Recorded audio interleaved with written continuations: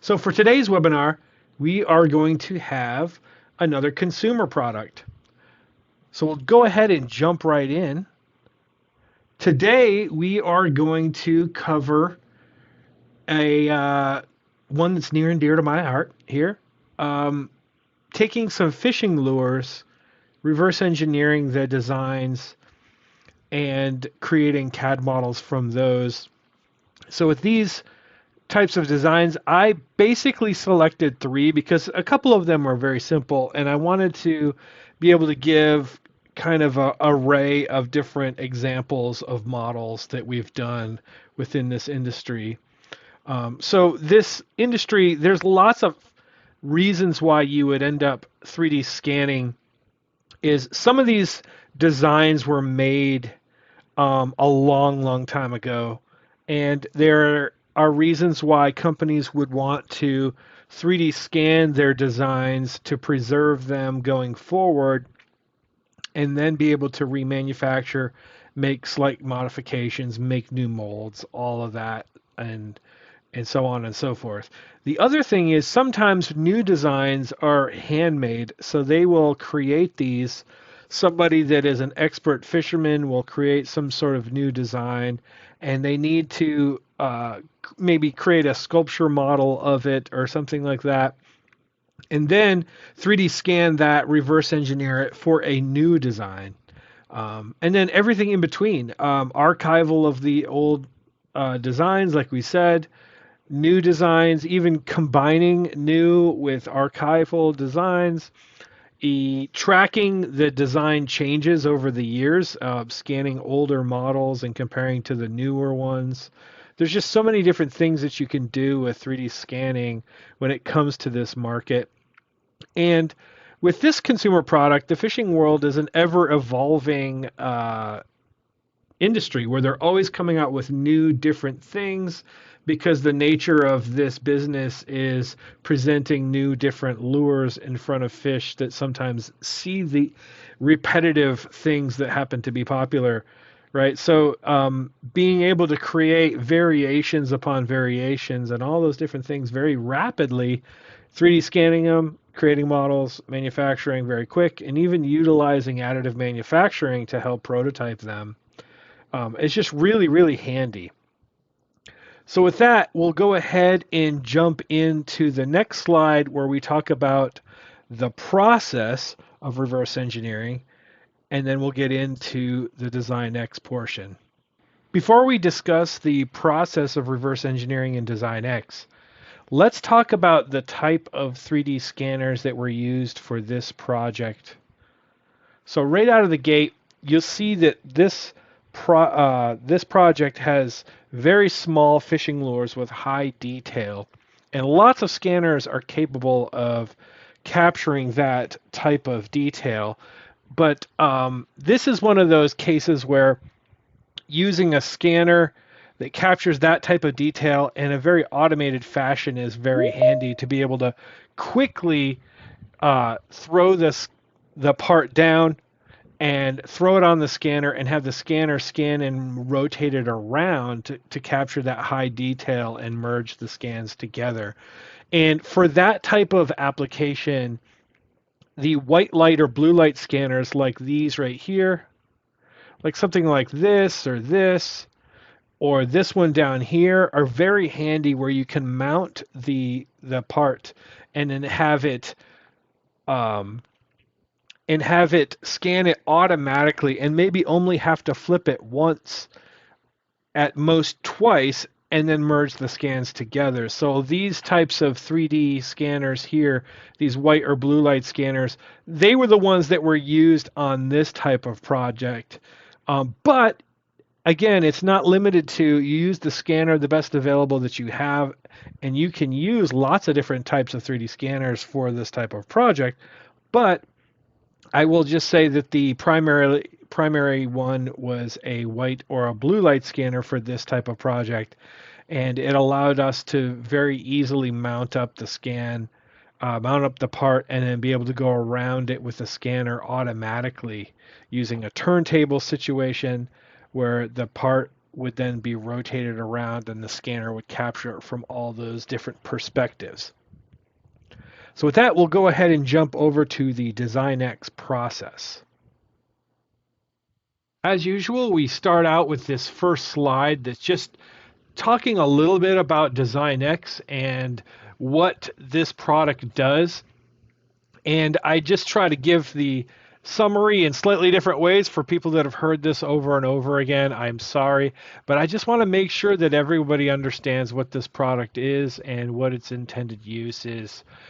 So as I always propose this, over the many years, 30 plus years, devices similar to one screenshotted here on the left-hand side came about on the market, capturing 3D measurement data.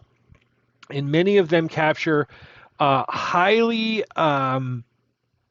resolution and in some cases high accuracy data, 3D point cloud information or polygon information that is very high density. And when those devices came about in the market, immediately engineers and designers and people within quality departments saw the possibilities there that these devices could be used to capture the shapes of parts and bring them into 3D softwares to either make comparisons and measurements or reverse engineer the shapes of parts. There became quickly people noticed that data was too dense and of a different nature than most of the 3D CAD softwares that existed in the market. So specialized softwares cropped up to deal with that. And DesignX is our solution where we take these high resolution, very high density scan data sets, and we allow you to work with them in a native environment and recreate CAD models or other deliverables from that data for use primarily in manufacturing, but not only limited to manufacturing, and lots of other markets as you see on the right-hand side, whether it's CAD, CNC softwares, and just going straight to manufacturing. And as you can see, the additive market where printing and those types of deliverables are also captured. So DesignX, its specialty is taking that scan data not as a second-class citizen into the CAD world, being able to extract whatever it is that you need out of that information to then send downstream in your manufacturing workflow. And our webinar weekly focuses on different applications similar to this one that's shown right here, where these impellers are reverse engineered to recreate these highly organic shapes into CAD models, is highlighting different applications similar to these that are success stories for DesignX. And along the way, I give tech information or tech tips for current users of the software. So this has multiple layers to it where we talk about successful applications where we've utilized the software, and we try to sharpen everybody's skills by highlighting specific applications that are very interesting. So before we jump into our applications in our presentation today, as usual, I wanted to go over our Geomagic DesignX product tiers, just to make sure everyone is aware that today I'm using Geomagic DesignX Pro, but we also have two other products within this product family. So we have the ability to sell Geomagic DesignX Go, Geomagic DesignX Plus, and Pro. So I just wanted to make sure that everybody is aware of those.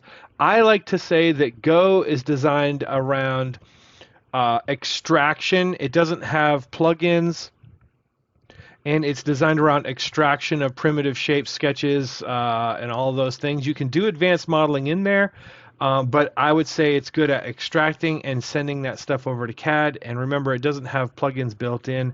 It will import scan data from almost every source imaginable.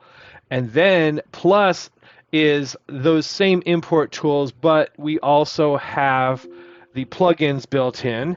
And outside of that, we also have more modeling tools. So it's the basic modeling tools as opposed to DesignX Go. I like to say it's more about extraction and sending over to CAD. This one you can do basic modeling or also send it to CAD, as all three of these have live transfer built in. And then, of course, Pro, the one that we've talked about extensively on this webinar series. And we do have subscription options available for all three tiers.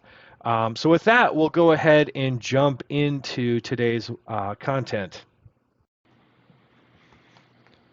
For our first model example, you see I have a crankbait here, and we're going to be reverse engineering a portion of it. Here, we'll go ahead and show, there's the final product, but we'll go ahead and show the scan. So this is what they scanned, and this is what we needed reverse engineered. As you can see, it's a pretty simple shape, which is why I have a few different applications that we're going to use today, because there are a few of them. It is very difficult to capture the shape if you don't have the proper tools. But for DesignX, this only takes a few minutes to be able to accomplish. So we'll go ahead and walk through the process of doing so. So I'll go ahead and roll back to the beginning here, and we will roll forward to right about here. And we'll go ahead and turn on the cross sections there and turn them all on so you can actually see them. So we cut some cross sections through the model, and then we created a 3D sketch of a spine down the middle, which we'll go ahead and turn that on too. You'd like to see it. So there we go. We have that the profile created to follow the loft along, and then we created a loft for this entire shape. So there's a few different ways you can do this. In some of our other projects, we've used the boundary fit surfacing. This is a really good example of how you can use a lofted feature to capture a highly organic shape. So we'll go ahead and turn that off, and we'll turn the solids on so you can see that. So we went ahead and lofted through all those profiles to create that overall shape. And you look, I mean, it captures the majority of the shape right there in one go. Now, as you can see, because we did a loft, it's pulled back a little bit on each side. So what we ended up doing here on each side is a move face, where they move the face past on either side, past the geometry there. And then on the rear side, they went ahead and trimmed it back with a extrude cut and then filleted that to create the shape. And then do the same thing on the front side here and create that shape there. So now if I go ahead and turn off my sketches and turn off the mesh, you see that here we have primarily the whole thing here. And then from there, we can roll forward, cut the eye. Looks like they cut the other eye and fillet both sides. So you can see that is a really short workflow of being able to extract all the different pieces in one go here. And then, of course, as usual, turn on deviation for body, and you can check the deviation. A lot of times, something like this may be like hand created. So in this instance, we decided to design it without symmetry. That may have been a request by the person that was asking us to present this, but you know, if you're designing this for manufacturing purposes and you don't have a direct reason why you need it asymmetrical, which that could be possible with fishing lures, there are instances where you would want them asymmetrical. You could just cut a symmetry plane down the middle and mirror the entire thing and make a symmetrical version of it. So that is our first application of being able to take this crankbait and create a model from that very quickly using essentially one giant loft to capture that shape. Now for our second one, we have this trick worm here, and we'll go ahead and roll back the trick worm so you can see that one. So there is our CAD model, and you see here, we'll go ahead and turn on the scan data. And for this one, I want to speak of the overlap between reverse engineering portion of this and the scanning portion. The way we were able to accomplish this was actually really interesting, because if you've ever handled one of these worms in the past, you'll know that they are very, very soft and flexible. So you see here, how do you scan this thing? So what we were able to do with this one is we were able to run a wire down the middle from one side or wire down the middle from the other side, and then hang it and then suspend it and try to visually align it as much as possible. So then you could create a nice straight design that's straight enough for us to work with inside of Design X and design directly over top of the scan data. So that is a little hidden portion that I'm not able to demonstrate right now during the presentation. That was during the scanning process to help create the scan and get it in a good location in order to work with it. So if we go ahead and we roll back, and we'll just roll forward. So the first thing we did is we created a sketch profile for the entire part. And we'll just go normal 2, like so. Rotate back. There we go. So you can see that we're able to create that entire shape. And you see, when we have the ability to create a rotational silhouette, that rotational silhouette gives us an idea of where we would want to draw the overall profile. So if there is lots of error in this, I can average out the highest and lowest and draw right through the middle to create the shape and be more accurate to the design itself. And you see here, design through the middle and average out the design there. And then hit OK. And then revolve that. Turn off the scan, turn on the CAD. And you're asking yourself, where is the texture? So we'll go ahead and roll forward. We'll get to that here in a minute. And then what we did here is, I think we did a fill face on the end.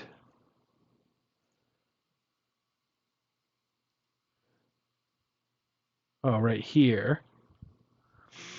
So yes, this right here, we did a fill face for a circle sketch. And then we went ahead and patterned it all along the profile, all the way down the part. So we'll just go ahead and turn off the solid and maybe come over here and turn on the sketch profile.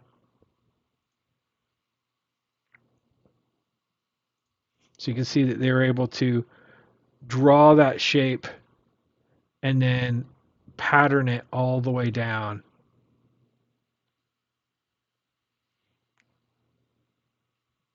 Like so. So we'll just roll forward, roll forward, and you'll see the result of what that means. And then revolve it. Okay, so we went ahead and revolved the centerpiece first. And then revolve these pieces right here. So we'll go ahead and zoom to fit here. Turn off that main revolve. And then revolve those ribs.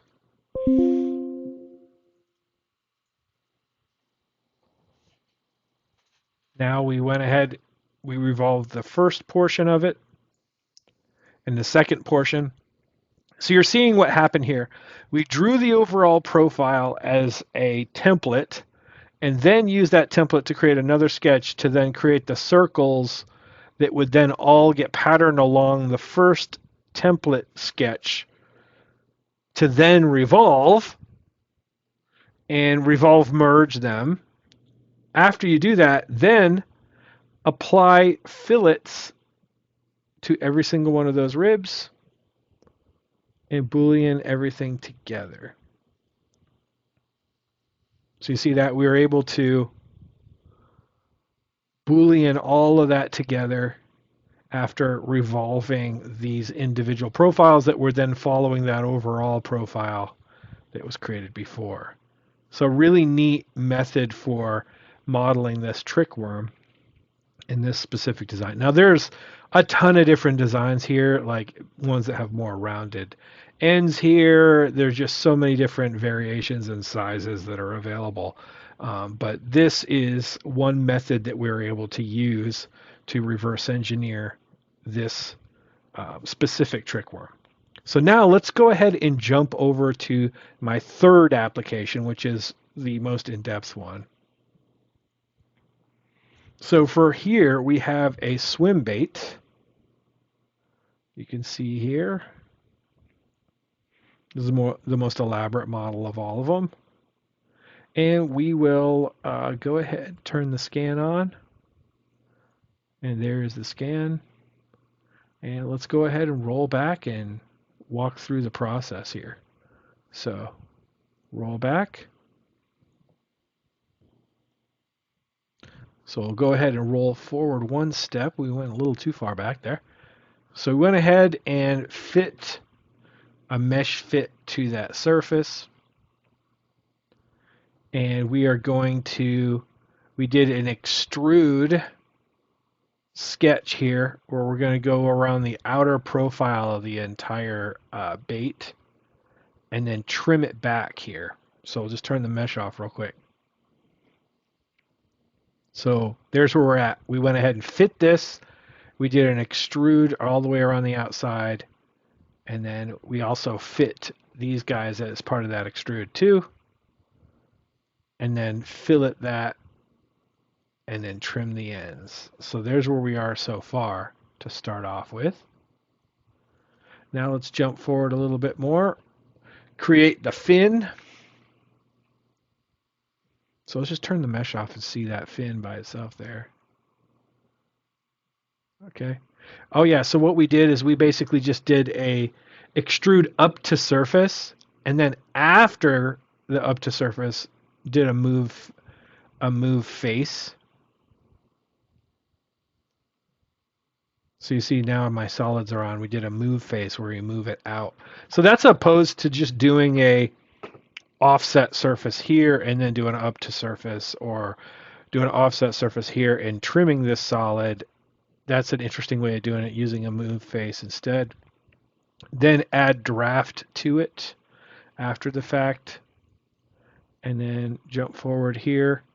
So now let's turn that back on. We're going to fit a surface here. We're going to draw the outer profile like we just did a minute ago. Trim it. And then here we're going to draw our trim sketches. And then use those trim sketches to create a fillet for us.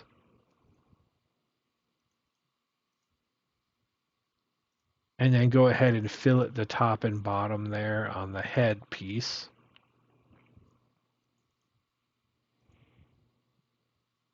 Now, draw a sketch down the middle. Now, once we have that sketch down the middle, we can then just trim it and mirror it. So let's go ahead and turn the mesh off there. We went ahead and trimmed to mirror just the head portion and made it a solid. Let's see what we do here next. So they drew a profile there to create a lip and swept it along. And then now let's see what we do next. We go ahead and add fillets to it. Boolean. And remove that. That's cool. That's a neat way to do it too. So we just drew a sweep along there, added a fillet, and then booleaned it along that curve. And it looks like we're going to do the same thing here. I'm going to fillet the ends and then boolean merge it with the rest. Boolean that in. So we're creating a negative mouth and then a positive piece there. And now let's see what we fit next. And if I can't find it, again, I just double click on it. There we go. We see it right down here. Turn on our mesh. So we're going to create that piece down here. Looks like we got the top and bottom there. Both of those. Roll forward. We went ahead and fit this, that, and you can just see that we're boxing it in here. Trim those together.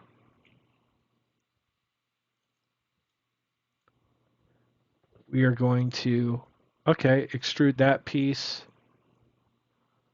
Add a fillet to the top there.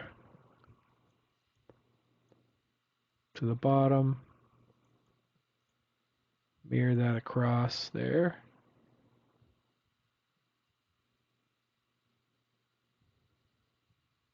Just turn this off there.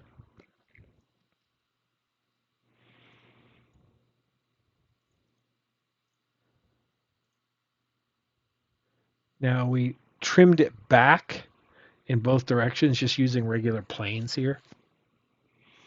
And then loft it back together. So that way it has its curvature continuous there.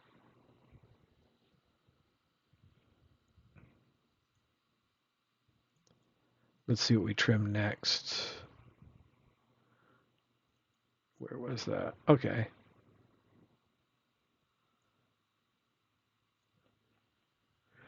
And then do a fill face on those tops and bottoms right there.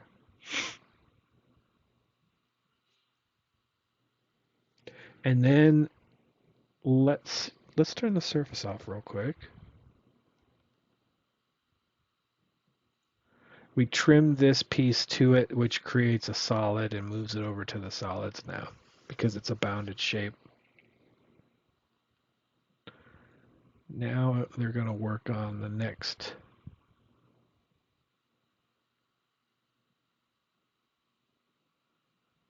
section here.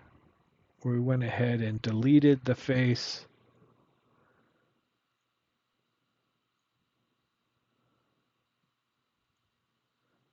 Adding the fin in here.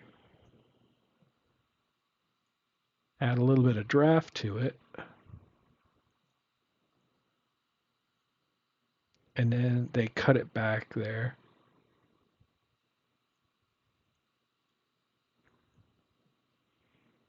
And then now they're going to add that hexagon pattern.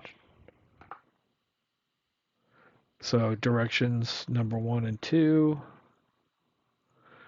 Bring those together and merge them.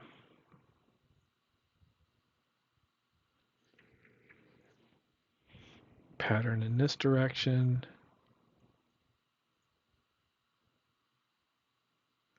And then pattern the piece that links it together. Sometimes on the surface you're like, why would they do it that way? But then sometimes there's a reason why it might have been easier, or the way a tool works sometimes creates a different reasoning for why you would want to create the hexagon and then join them all together into other hexagons. It just depends on the product. Sometimes, again, there's just a certain way that the patterning in a sketch or patterning as a feature or whatever, it just makes it easier. So there is the unified pattern. That's crazy.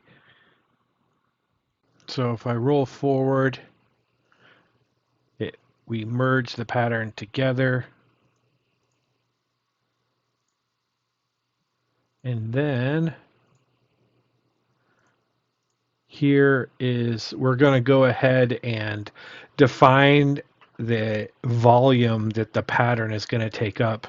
So this actually brings up an interesting point that I've brought up before.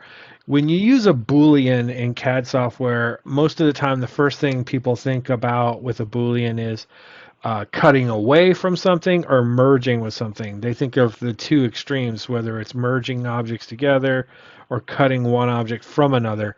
But in this instance, what we're doing is we're defining the area that we want this pattern to inhabit. So what we're doing is we're actually going to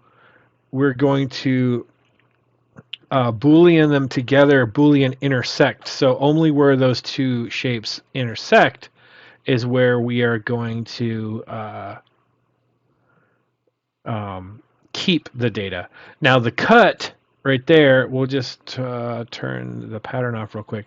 The cut is defining, based on that external surface here, the area that we want the pattern to Boolean with. So we cut that shape, and then now we're going to fillet the edges of the shape like that. And then we're going to Boolean intersect the pattern with that offset shape.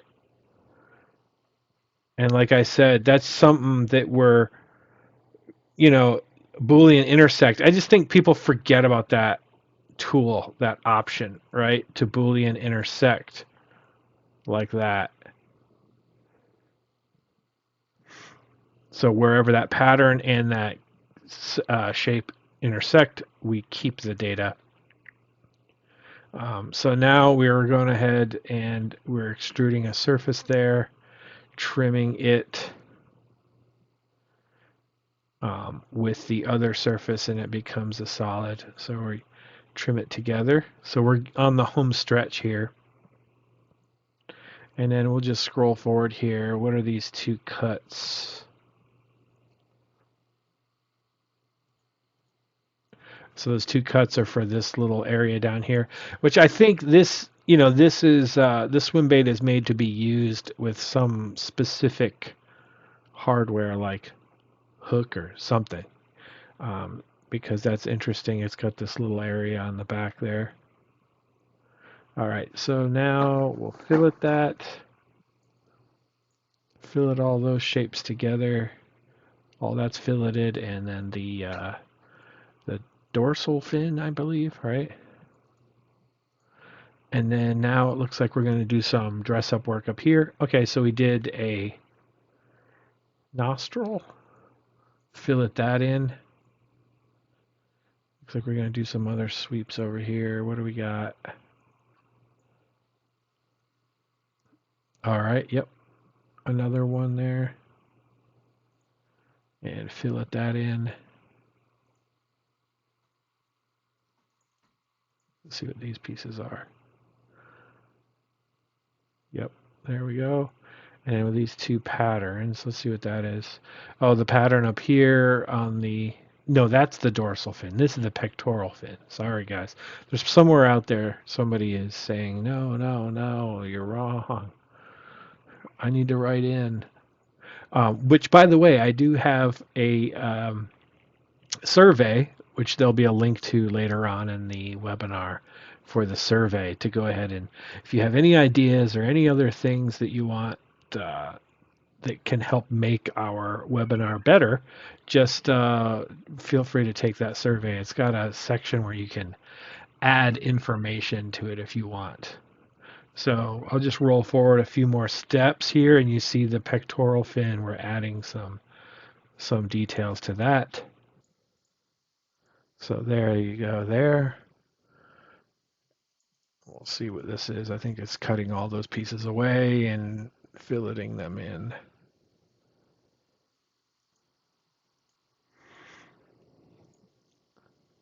We'll just turn on the, see that there.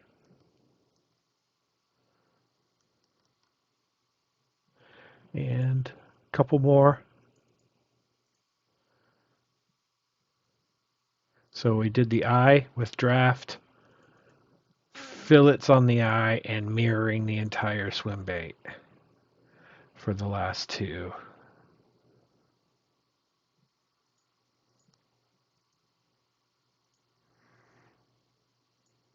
So there is our final piece in all of its glory. Beautiful.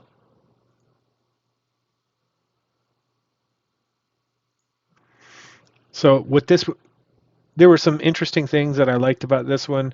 The interesting way that we went about doing the pattern here, and then some of the surfacing techniques of creating that overall shape were really neat. And then also drawing these shapes and booliening them or adding them with the fillets were neat techniques as well.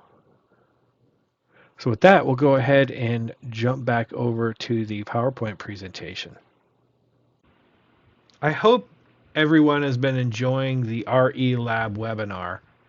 And I'm always striving to make it better and gather input from a variety of sources.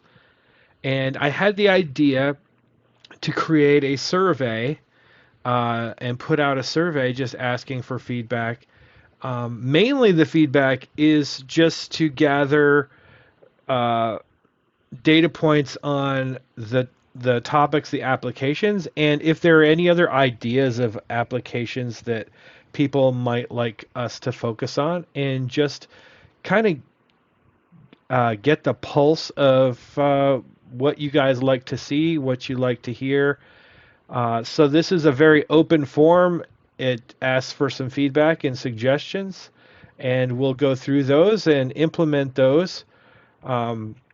So if you have any proposed topics or things that you might want to learn about Design X, then go ahead and scan this QR code. It takes you straight to a form, and we will take that and implement it.